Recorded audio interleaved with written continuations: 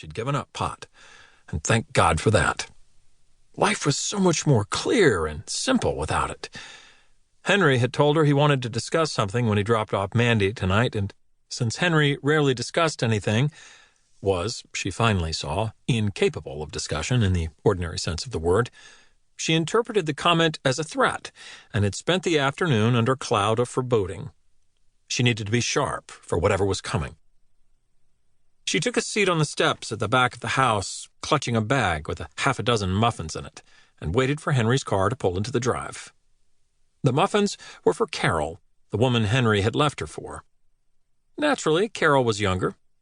Julie knew only one man who'd betrayed his marriage for a woman older than his wife, and it was overstating it to say she knew Prince Charles. A soft breeze was blowing up from the ocean, bringing with it the smell of salt and seaweed. From the steps where she was sitting, she could see the harbor and the shadowy lobster boats tugging on their moorings, and the yellow lights starting to come on in the awful restaurants along the shore. It was funny how you could love a view, even while recognizing it as a cliché vista of the New England coastline. She'd been ambivalent about the town of Beauport itself at the start. So small, so provincial, but had overlooked all that because she loved the house. She eventually came to appreciate Beauport's obvious charms, although they were tinged with loneliness since Henry had left. Dumped her, but who was counting? It was important not to turn bitter. At this point, it was hard to know how she felt about the marriage ending. She was too exhausted. They'd met almost 22 years ago, and while Julie had expected to spend the rest of her life with Henry, when she looked back with honesty and clarity, a rare and depressing combination, she saw that cracks had started to appear in the foundation about a decade earlier. These were hairline fractures she'd chosen to ignore.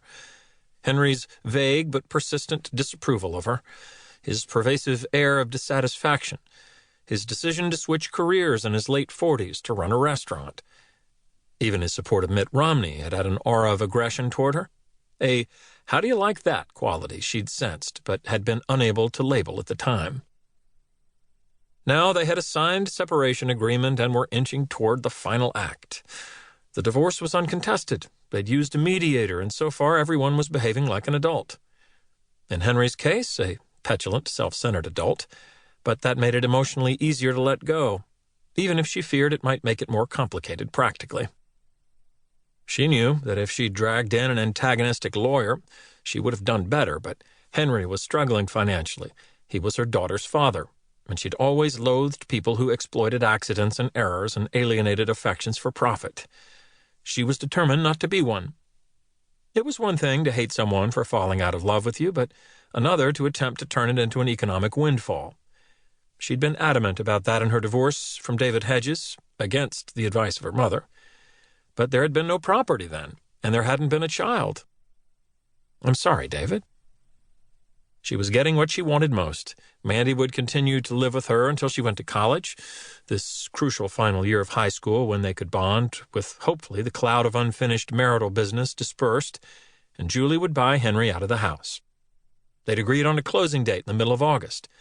With the help of an ultra-organized friend at Crawford School, she'd actually sent in the paperwork to apply for the mortgage. The value of the house had more than doubled since they'd bought it, but years earlier, she'd paid off the joint mortgage they'd had with the money she'd inherited from her mother. What she now owed Henry, essentially 1/4 of the value quoted by a real estate agent, was daunting but not prohibitive. She had confidence it would all work out. Shallow confidence, admittedly. It was similar to her sureness that she understood the specifics of the civil war in Syria. Yes, but one pointed question and it all unraveled. She'd been warned by friends who had been through divorce that as the summer wearied on, she should expect Henry to grow less reasonable. Hopefully, tonight was not the beginning of this phase. He'd recently discovered that she'd started renting out rooms through Airbnb, despite her efforts at hiding it from him, so she had to be on best behavior. It was June 6th. Far from wearying on, the summer technically had not yet begun. She pulled out the joint. Anxiously waiting for Henry to berate her wasn't doing anyone any good, and since she'd stopped smoking pot, it mattered less if she occasionally got stoned. Her slips were meaningless, parenthetical.